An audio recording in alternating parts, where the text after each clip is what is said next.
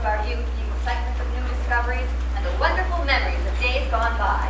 Oh, and joining us on this magical trip will be your waiters and waitresses. Take a moment now to say hello.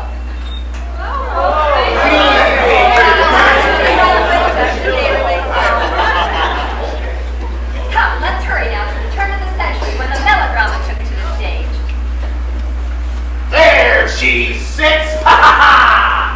The beautiful maiden of Menden! Adeline Goodhart!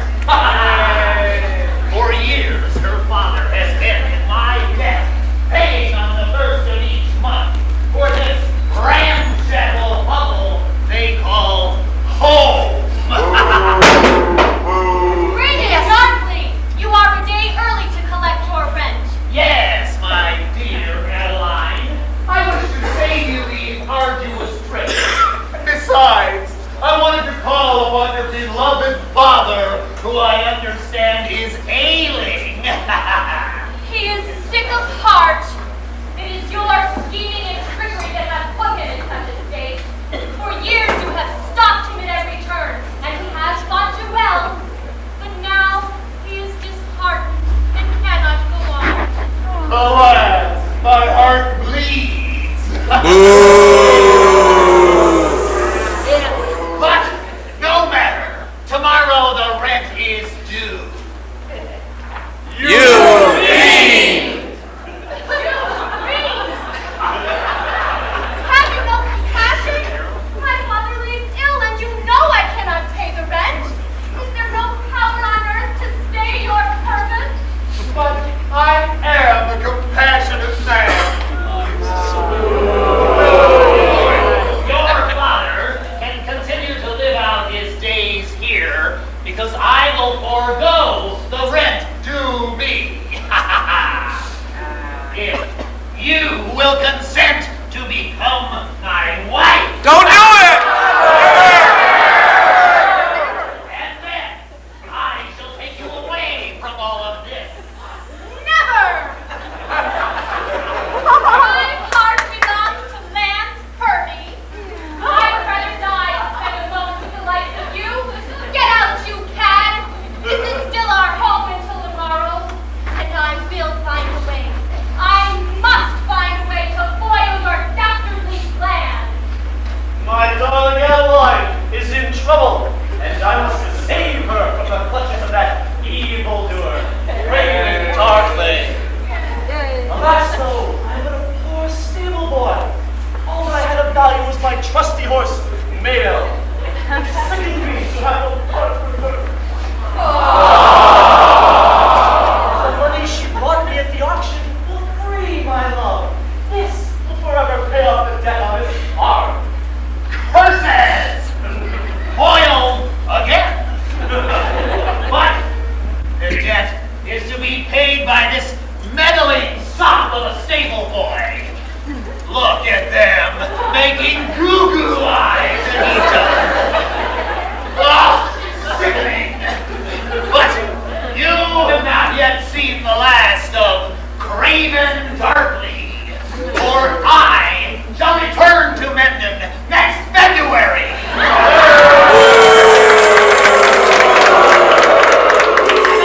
shall continue my quest for the fair maiden.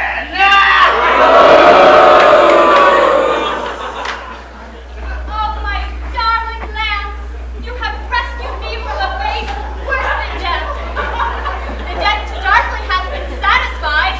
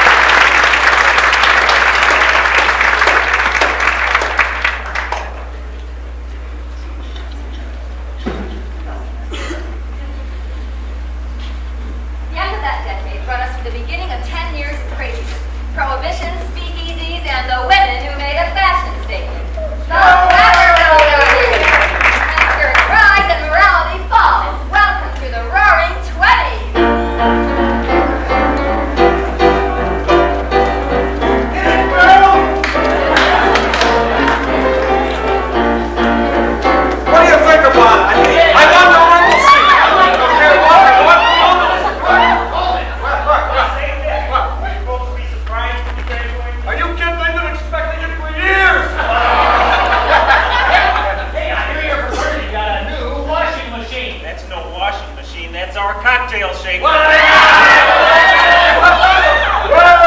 look at this. Hey, girls, you ever see a fish swim down the street? Watch it.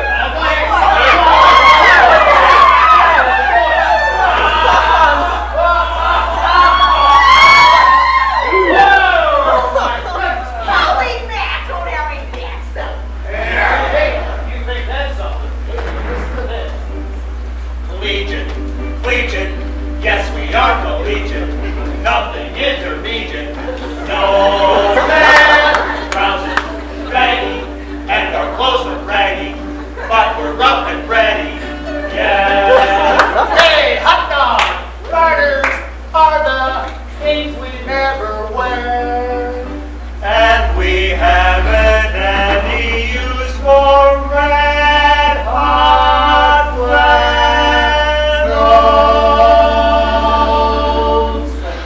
Very, very seldom in a hurry. Never ever worry. We're collegiate gasoline. All right.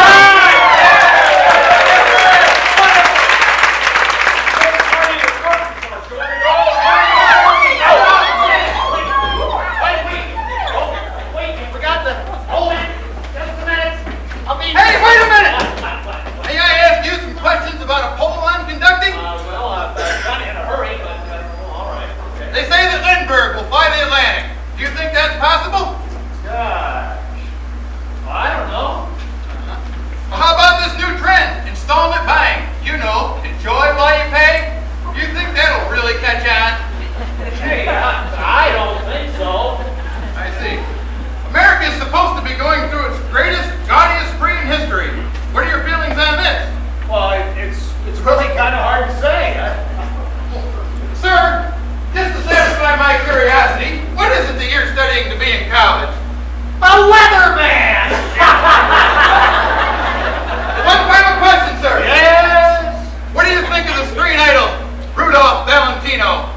Well, I don't have much opinion myself, as you could probably guess, but my gal thinks he's really intense.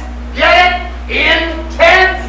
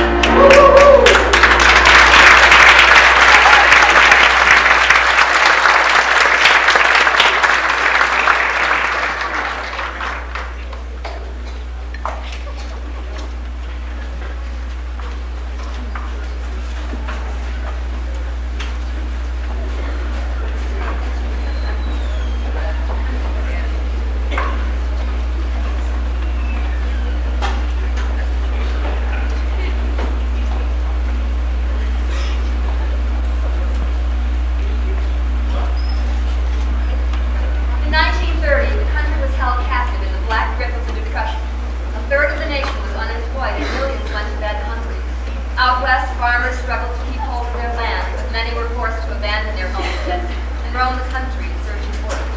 To make matters worse, nature dealt the final blow with floods, plagues, drought, and dust. Makeshift fruit stands sprung up along city streets and peddlers pocket apples for pennies. Red lines trailed nearby, and the vacant faces of the oppressed stared out into a future that held little hope. These were the leanest of years, and the Depression made heroes out of those who managed to survive. But for the luckier two-thirds, hard times were not quite so devastating. Many were able to go about their daily lives pretty much as before. Children lived in a world of make-believe with their favorite comic characters, Little Orphan Annie and Buck Rogers and Dick Tracy. Adolescent America was swinging to the big band sound of Benny Goodman and the Dorsets, and speaking a new language called jive. In the evening, families would sit by the radio and tune into their favorite programs. The box supplied the sound, and the listeners supplied the imagination. For a while, they were swept to another time and place. Hey, Ma, why don't you turn the radio on? Can't you see I'm getting caught? Besides, you've always been better with those newfangled contraptions.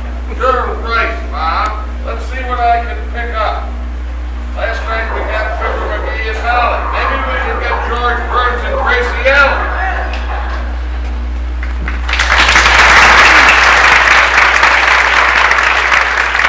Now, meet the people who live in the Burns house. George and Gracie. Seems that every housewife has a weakness. Now, some just can't make good biscuits. Others can't iron their husband's shirts properly. But Gracie has the worst weakness of all. She can't say no to a house-to-house salesman. Whatever he has to sell, Gracie will buy it. Now, a typical day after George has gone to the office runs something like this. First comes a magazine salesman. Yes? How do you do, madam? Is your husband a sport lover? Well, yes and no. He's a pretty good sport, but he's not. Madam! I mean, does he hunt and fish? Oh, yes he does. Good. I'm selling Field and Stream. Oh, well, we wouldn't have room for a field, but I'll take a stream. Field and Stream is a magazine. Oh, well, I'm sure my husband will like that. I'll take a 20-year subscription. Superb. Is that your husband's picture over on the buffet? Oh, well, yes it is. I suggest you give him a 1-year subscription and renew it if necessary. Next comes a salesman from a nursery. How do you do? I'm selling flowers and shrubbery. Oh, I can't be fooled twice. I'll take a 1-year subscription. Madam, I'm from a nursery. Oh, a nursery. Well, I'll take 1 baby boy and 1 baby girl. Next comes a man selling insect spray. Good day, missus. Do you have any Japanese beetles, or aphids, or silverfish, or termites? Oh, well, no, I don't. I'll take a dozen of each. Yes, anyone who comes to Gracie's store finds a willing buyer. In fact, one day, How do you do? Oh, how do you do? I'm making a house-to-house canvas. Well, if it's a nice heavy canvas, I'll buy it. A canvas is what a gallop holds. All right, I'll take 1 pole for the backyard and 1 for the front. poor Gracie, she just cannot say no.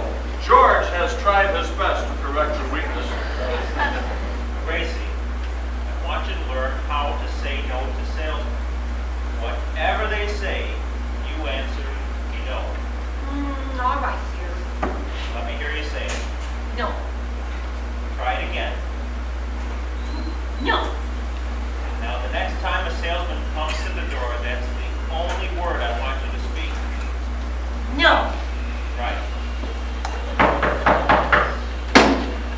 Good day, madam. Have you a concert grand piano? No. Would one be too expensive for you? No. Do you think your husband would object if you bought one? No. Well, splendid! I see you're both music lovers. Would one piano be enough? No. Ah, that'll be 1 apiece. Excellent. Will tomorrow be soon enough for delivery? No. This afternoon, then. Would you like our easy credit terms? No. That'll be COD. $34,000. Good day.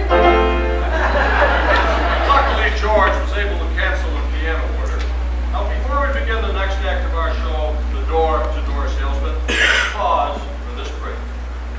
Well, let's see what else we can pick up, Ma. Okay. Ma, that Gracie sure is something, isn't she?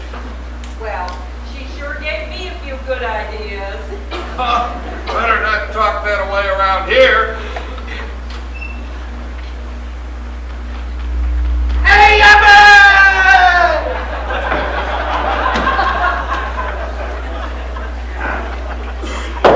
You know, strange as it may seem, they give ball players nowadays very peculiar names. Funny name? Oh, nicknames, nicknames. That is funny. It's my name, Sebastian Dinwiddie. Oh, yes, yes, yes. Funnier than that? Oh, absolutely, yes. Now, in the St. Louis team, we have who's on first, what's on second, I don't know who's on third. That's what I want you to tell me. I want you to tell me the name of the guys on the St. Louis team. I'm telling you, who's on first, what's on second, I don't know who's on third. You know the guys' names? Yes, Well, then who's playing first? yes. I mean the guy's name on first base. Who? The guy playing first base for St. Louis. The guy on first base. Who is on first? Well, what are you asking me for? I'm not asking you, I'm telling you who is on third. Abbott, I'm asking you.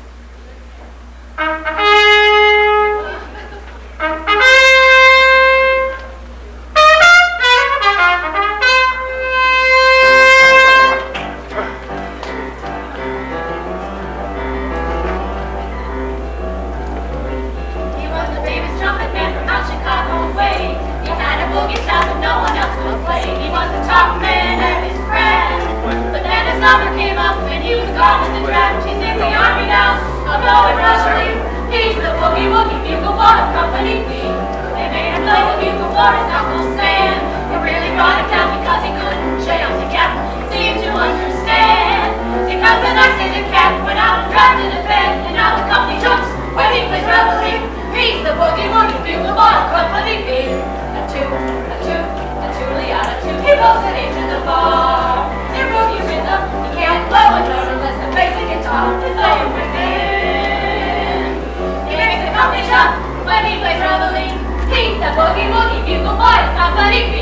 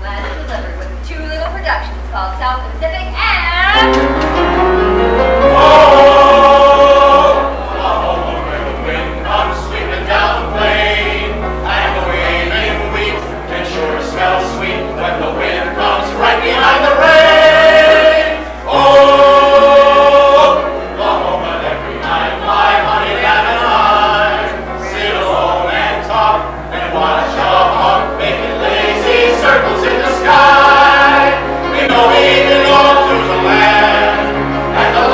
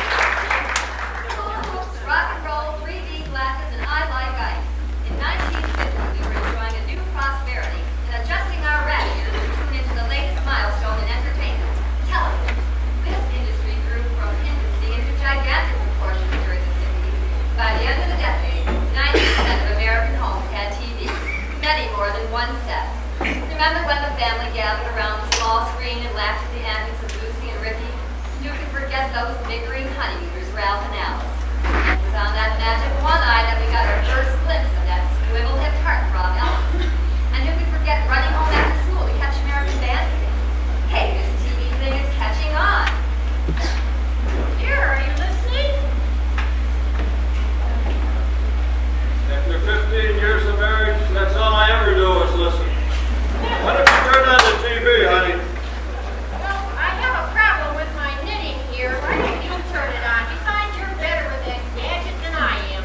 Well, as long as there's no airplane interference tonight, see if we can get some kind of a decent picture here. Let me turn it on. There we go.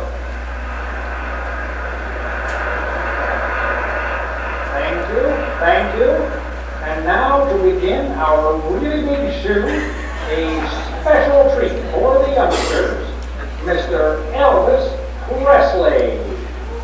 Well, since my baby left me, I found a new place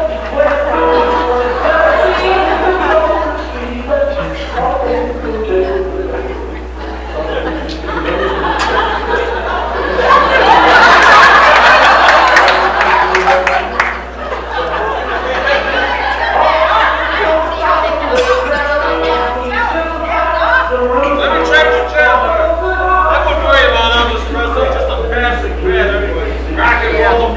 You won't hear about it for 3 months. Let's see what else is on it. Wow! My favorite show, The Honeymooners. But he is your husband. Yeah, but it won't be for long. I hate him, I tell you, I hate him.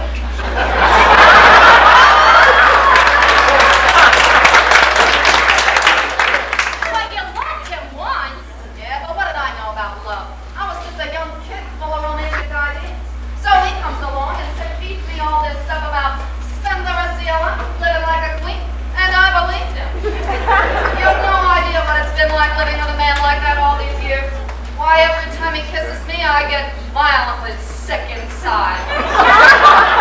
It's no use. I've got to get rid of him. But you can't resort to murder. It's the only way out. I'm killing him tonight. Oh, Alice, you're wonderful. You know the lines perfectly. You're going to be great in the play. Thanks, Trixie. I just hope I'll be as good as you are. Oh, you'll be wonderful. Just wait till Ralph sees you up on that stage. Hey, you haven't told him about it yet, have you? No, Ralph would be furious. Why, even though the club is putting this thing on for charity, Ralph hates to see me on stage. He says I have no talent, and I embarrass him. When Ralph sees you up on that stage and you're a hit, he'll feel differently. You know, I haven't told Ed I'm in this play either because I was afraid to tell Ralph. These husbands, they're all alike. They don't think you can do anything. Hey, Alice. What's this medicine for? Oh, that isn't medicine. They're vitamin pills for Ralph. The doctor says they'd be good for him. But you know what a baby Ralph is. Yeah. So I figured tonight at supper time I'll just toss one in his tomato juice. Hey, Alice, you think we ought to rehearse those lines just once more? That's a good idea, Trixie. Yeah. But you know, between rehearsing my lines and fixing dinner, I haven't even had time to make up the bed yet. Why don't you come on in the bedroom with me while I straighten up? We can go over the lines in there. Okay. Now don't try to talk me out.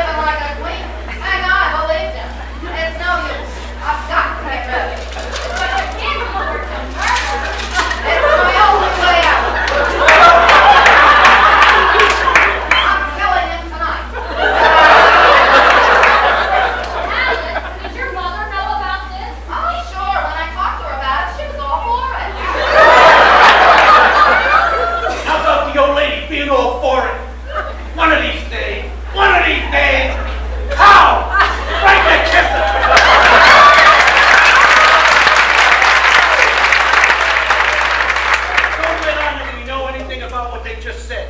We'll make believe we just walked in here. I'm gonna handle this my way. Shut the door. Alice, it's me. I'm home. Oh, Ralph. Hi, Ed. Hi. Hi, Alice. Gee, I'm glad you're home early, honey. I fixed you a wonderful dinner. All your favorites. Roast beef, mashed potatoes, apple pie. I hope you're hungry. I was, but I sort of lost my appetite. I'm gonna go upstairs and fix dinner. Oh, wait a minute, Trixie. I'll go up with you. I need to buy you a carving knife. Did you hear that, pal? Yeah. She wants to borrow a carving knife. I never thought I'd wind up a blue plate special. Get a load of the meal she's got fixed for me. Roast beef, mashed potatoes, apple pie. Oh, I'm wise to her. She's trying to fatten me up so I'll be a better target. And a condemned man ain't a hearty meal. Will you shut up? What's she doing this for? I've been a perfect husband all my life. I know I don't make enough money to take her to nightclubs and buy her fancy clothes and all of that, but I've been a perfect husband. What does she want to do this for now all of a sudden? Yeah, you think she could have done it years ago. Did you hear what she said about never loving me? Why, when we were first married, she couldn't wait till I got home from work. She was always waiting with my slippers, my pants, my paper. Waiting at the door, huh? The door, huh? Down by the subway. You know, of all the things she said, the thing that got me right here was when she said that whenever she kissed me, she got violently sick. Well, how do you feel when she kisses you? Oh, I'm still in love with her. Ed, I still love her. Why, when I kiss her, I get weak, my knees tremble, I break out in a sweat. How do you like that? She makes you sick too, huh? I never thought it would come to this. But you never can tell about marriages, Ralph. Take my brother Willie. He got married. It was beautiful at first, just like it is with all newlyweds. Just beautiful. But then, well, as time went on, they got to where they didn't like each other so much. That the more time went on, they found they couldn't stand the sight of one another. How long were they married? 4 days. Norton, you're a mental case. But I ain't taking this laying down. See, I ain't taking this laying down. I'm not going to commit suicide over this. Oh, that's what she'd like. She'd like me to commit suicide. I'd kill myself before I commit suicide. Quiet, I think I hear Alice coming down the stairs now. All right, don't crack that we know anything. I want to handle this my way. Sorry, I took so long, honey. I'll be ready in a minute. Norton, you better run along upstairs. I'd like to have a few words with my wife alone. Yeah. See you tomorrow, Ralph. I hope. I'll be with you in a minute, honey. Alice, this may come as news to you, but I'm on to your entire game. What do you mean? Give me that. You know what I mean. I heard you in the bedroom with Trixie. Oh. I heard you. I hate him. I'll kill him. Listen, Ralph, I know how you feel, but I've been in a mental rut lately. Everything gets so dull. And you gotta understand, this is something I've always wanted to do. I suppose your mother likes it too. As a matter of fact, it was my mother's idea. What did your father think of that idea? Oh, he likes it. He says he'd like to buy tickets and see it. He did, huh? Yeah, my whole family's excited about it. Why, my sister might even fly into Pittsburgh. You know pretty cool about this whole thing, Alice. I suppose you go out and celebrate when it's over. As a matter of fact, my friends are planning a cocktail party for me. Well, I did it. That did it. I'm leaving. Oh, Ralph, now come over here and sit down. Leave me alone. Oh, it's not that important. You're getting all excited about nothing. Now just come over here and eat your dinner. Why did you put in that tomato juice? A vitamin pill. A vitamin pill? A vitamin pill? You got the gall to tell me that was a vitamin pill after I heard you in a bedroom with Trixie planning to kill me, going upstairs to borrow a carving knife, and just because I didn't give you the chance to use it, now you're trying to poison me and tell me that was a vitamin pill? You ought to be ashamed of yourself. So that's it. Yeah, that's it. All right then, Ralph. Then that is poison. And if I can't kill you, I'm gonna kill myself. Wait a minute, Alan! Wait a minute! What'd you do, Alan? What'd you do, baby? Alan, baby! Alan, baby, I love you! Norton, get down here!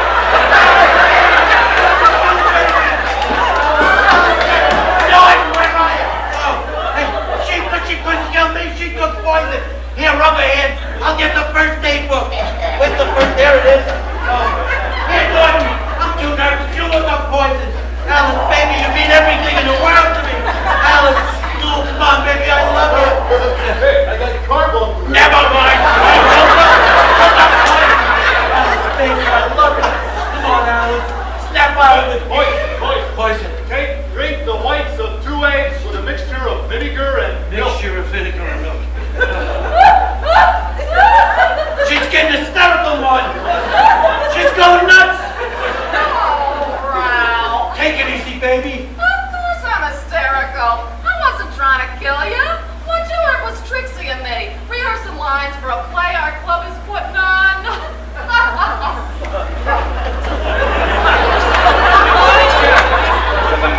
Norton, get out. We're going to have a fight.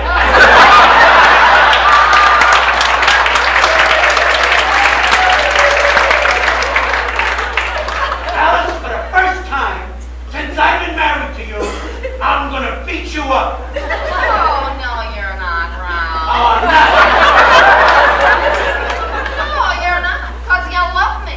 And I'm everything in the world to you. Yeah, who said that? You did just then when you thought I'd taken the poison. Oh, I did I? Yeah. Yeah? Yeah. Well, I do. Baby, you're the greatest.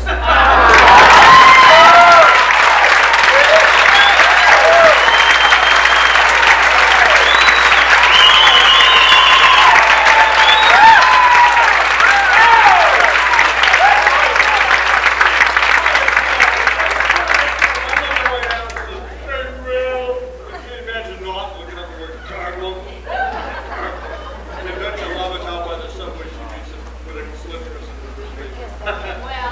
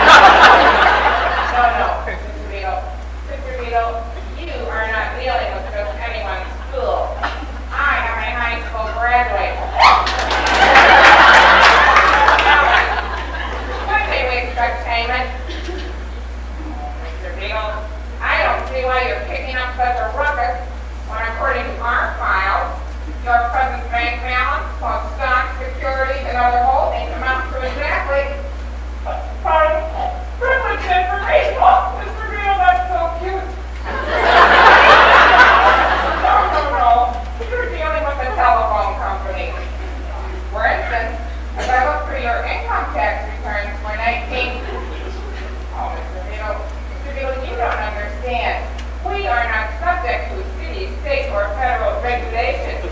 We are omnipotent. That's potent with an omnipotent. When may we expect payment? Oh, dear me. I'm afraid we're going to have to discontinue your outgoing service, and if we do not receive payment within 10 days, we will send a large, burly serviceman to your home to rip it out of the wall. I shall lock up the liquor dealer, me drunk. Now then, would you rather pay, Mr. Beadle, than lose your service and possibly the use of one eye? Dear me. You know, Mr. Beadle, I think we can persuade you to pay after all. I want you to listen to a little recorded conversation. You hear that all right? Well, that's right, it is you. Do you recognize that other voice? That's right. And do you remember the basic content of that conversation? Wait a minute, one little from again. Mr. Beadle? Now, Mr. Beadle, if you're interested, you have $96 more. Oh, I think blackmail is such an ugly word. Let's just call it a vicious threat. Well, how very nice. It's been a pleasure talking with you. We will await your check. Mr. Beale, there's no reason on earth for you to feel personally persecuted. We may be the only phone company in town, but we suck it to everybody.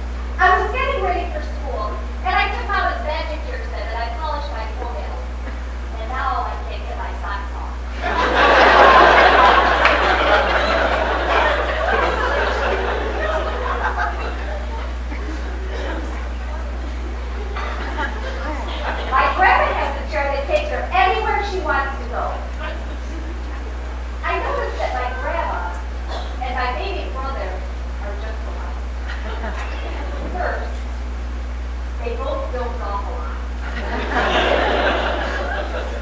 And they are both cranky. They both like Sesame Street. And they do not have teeth. Well, rather than have teeth and sleep in a jar at night, I suggest. Baby Jesus is lucky. He's got that light on his head and he can read his comics in bed.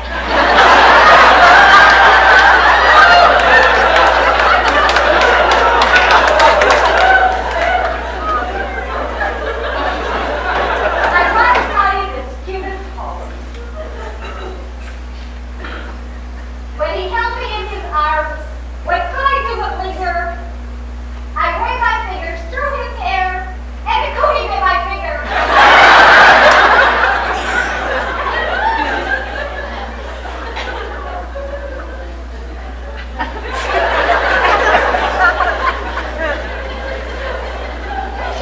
Buster don't like his dog food. And Mama says, Buster don't eat all his dog food. He don't get nothing else to eat. So I get up at night and eat it for him.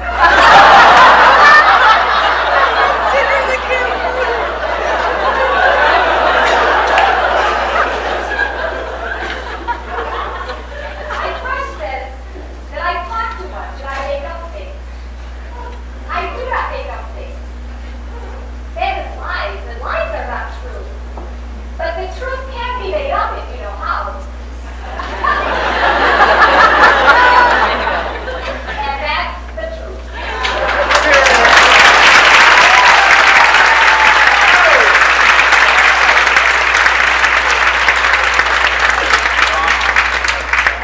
Makes me paranoid. Well, if I give her the look, would she make me one too? The doctor told my dad to take time. Now he's into stealing clocks. What do you get if you cross a chicken with a racing barn? A hand that lays eyes. Is that a chicken joke? Did you know that Michelangelo painted the Sistine ceiling on his back? Didn't it wash off when he took a shower? I bought a used hearse from the mafia. It's got 4 on the floor, 2 on the trunk. What goes ho, ho, ho, thump? Santa Claus laughing his head off. Ho, ho, ho. My uncle, I do believe in life after death. My uncle died 2 years ago and they still send his magazine. Last week I bought a pair of alligator shoes for $125. For that price, my alligator can go barefoot. Aunt Jemima uses pancake makeup. Should asparagus be eaten with the fingers? Oh, you dilly, the fingers should be eaten separately. The last time I was in New York, I went to the Guggenheim 8 times. I told you not to drink the water. Stamp out air pollution. Muffle your congressman. I think we better say goodnight. Say goodnight, everyone. Good night.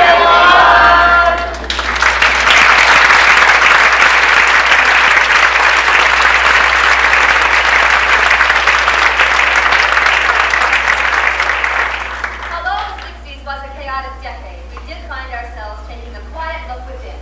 We stopped just accepting and began to ask ourselves why. There emerged a young folk group who put to song some of our feelings and many of our questions. Join me now as we wind down the 60s and our show with Peter, Paul, and Mary.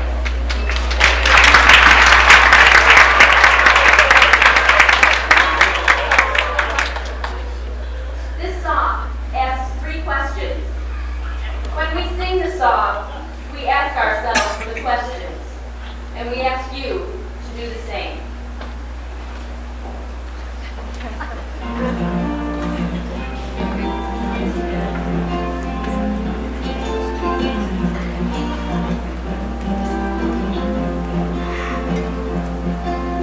How many roads must a man walk down before they call him a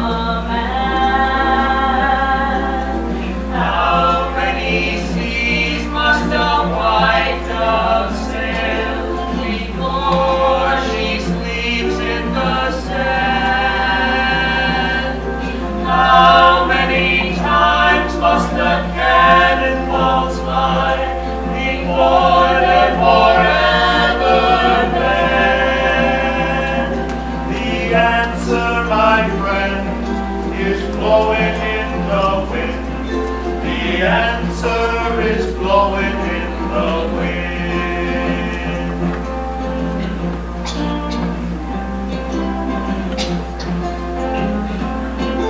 The answer is blowing in the wind.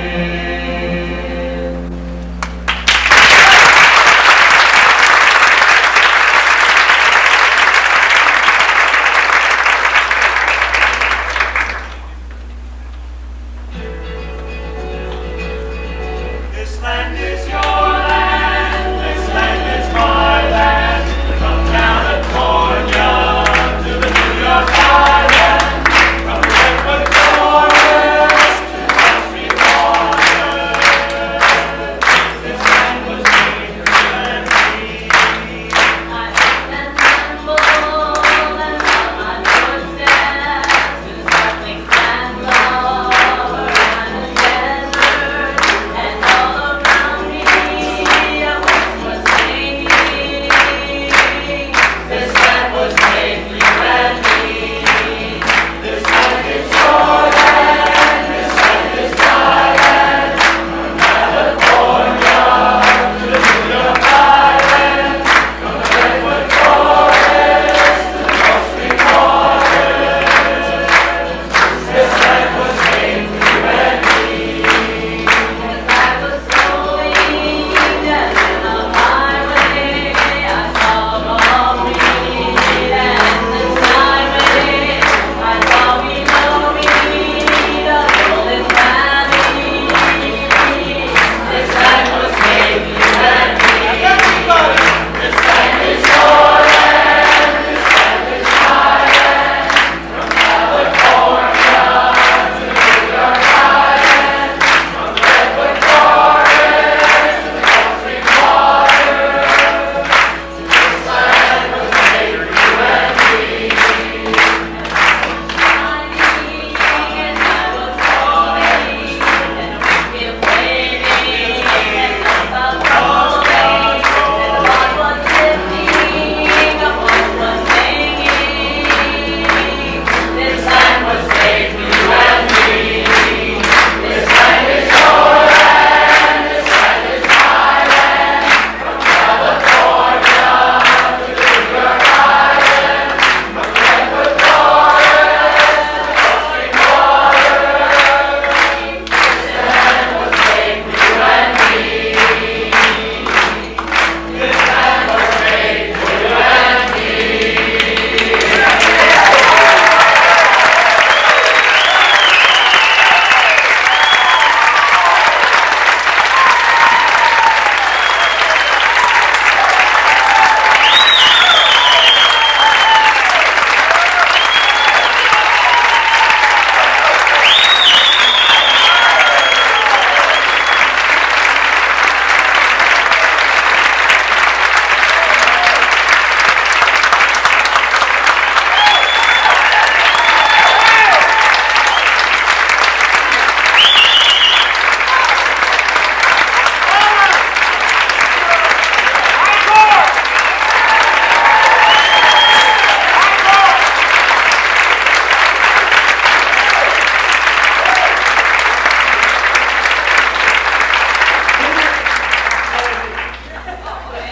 We would like to acknowledge two very special people. It takes an awful lot of work to put this thing on. And as you can see the size of the cast this year, this was a monumental undertaking. And I'd like you to give a big, big round of applause to Kathy Piper, our director, and Paula Only, our producer.